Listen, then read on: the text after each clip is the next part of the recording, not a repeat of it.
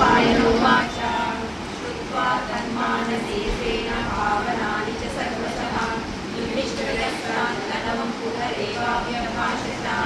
युधिष्ठिर उवाच किमेकं दैवतं लोके किं वा प्रियं परायणं स्तुवन्तः कं कमर्चन्तः प्राप्नुयुर्मानवाशुभम् को धर्मः सर्वधर्माणां भवतः परमो मतः किं च जन्मोच्यते जन्म संसार